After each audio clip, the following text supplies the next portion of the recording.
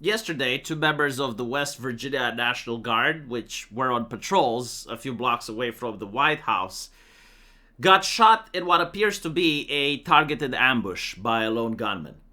Now, the gunman itself was quickly identified by 4chan as a 29-year-old Rahamanullah Lakanawal. And he appears to be an Afghan nationalist who entered the United States in 2021 under a refugee resettlement program. And now he is in custody. The authorities are treating the attack as a potential act of terrorism, and the motive remains unknown. But I'm pretty sure that 4chan is going to be able to crack the case in a couple of hours. Now, what happened with the victims? The two guards were initially described as critically wounded and hospitalized. And very soon afterwards, a governor from West Virginia said that they had died, but he then retracted the claim, saying that the information was unclear. So it's possible that the two guardsmen could still be alive right now. Because of my latest confirmed reporting, they remain in hospital in critical condition. Now, the interesting thing is the reaction to this. And on social media, it's pretty much what you'd expect from such an event. It wasn't as strong as when Irina got assassinated or when you had Charlie Kirk getting shot. But it was pretty serious. I mean, people were offering thoughts and prayers. They were concerned about the state of the president because this happened next to the White House. And the conversation moved on as you'd expect. But then you have the left. And the left have to be ghoulish about this. No tragedy can be left to waste. And what's interesting is that I was thinking, how are they going to spin it? Because they're going to spin it. And they're not just going to report on it and, pretend that in 24 hours this is going to be off the news cycle and no one is going to remember. No. They're basically saying that the fault is entirely on Donald Trump. So, here you have The Guardian, right? A British newspaper that has very strong political takes when it comes to the US. And the problem seems to be the militarization of the capital. In other words, this Afghanistani was a force of nature. He's like a storm or a hurricane. You can't really do anything about it. But the militarization is like a lightning rod. So, the Afghanistani had to strike. Like he was compelled, it's kind of like physics. What did you expect? I just want people to understand the British logic here. If I was to go to Saudi Arabia seeking refuge, right, because the European Union is cracking down on the cyberspace, I'm worried about my free speech, I feel politically oppressed, and so I want to go to Saudi Arabia.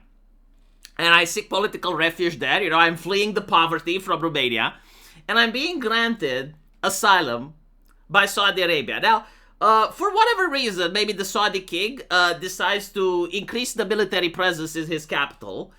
And so if I decide to do a terrorist attack over there, it's not my fault, by the way. It's not the fault of the bureaucrats in Saudi Arabia that failed to screen me properly. No, it's entirely the fault of the Saudi king, which decided to increase the military presence in his capital. This is British journalist logic. By the way, if you wonder why the BBC is losing money and people are refusing to fund it, this is why. They don't apply this logic just to this case. No, they're making it systemic. The brain rot of the British journalist is systemic. And it's also chilling when you realize that this is the nation that pushed Ofcom over our internet. They have people that think like this, deciding what is harmful or not. And what people should be able to see or not on social media. This is very dangerous to our democracy. Look at this shit. The scene around Washington, Farag Square, on Wednesday afternoon seems to fit Donald Trump's most lurid stereotypes of a crime-ridden capital in need of federal troops to bring a firm smack of law and order. An area normally the preserve of professional office workers, coffee shops, and lunch venues bore the hallmarks of a major crime scene as news spread that the two National Guard troops had been shot. Authorities later said that the shooting has been identified as an Afghan man.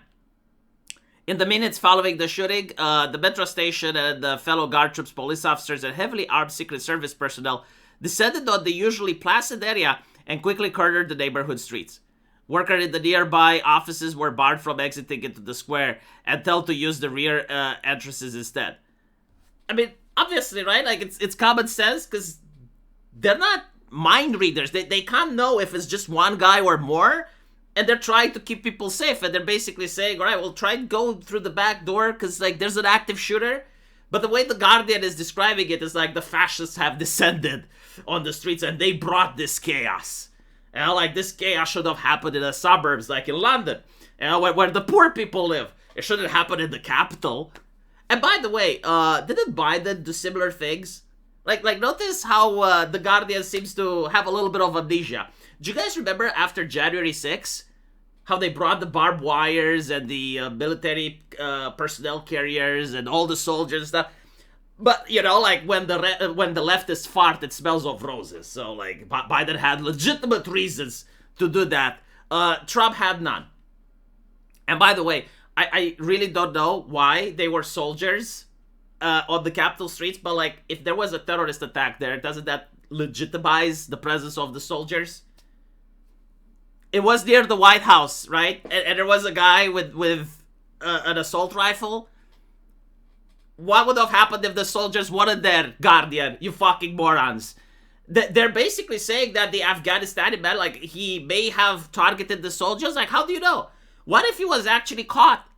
Like what if he wanted to do something else, but the soldiers happened to be there and managed to catch him? Like, we don't know at this point. It hasn't been reported on what the reason was. So he may as well just try to plan a terrorist attack. Maybe assassinate someone from the administration. But the soldiers were there. And maybe he got panicked, or maybe they were caught and the firefight ensued. But the way the Guardian is presenting it is like, no, like, this was like a moth to the fire, right? And the soldiers were the fire, and him, like, the little Afghani moth, like, he had to fly all the way over there.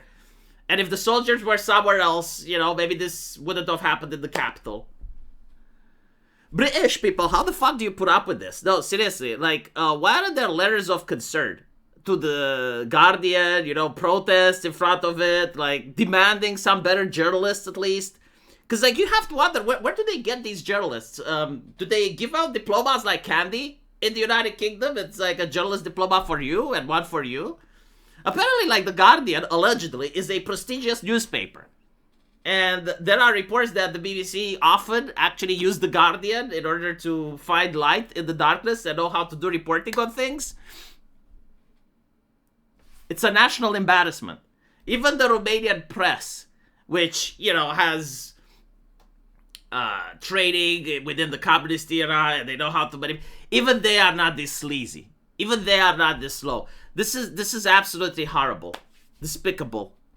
This article should be taken down, and the people who wrote it should absolutely be ashamed. Let me know what you guys think, though, and as usual, I will see you in the comment section. Take care.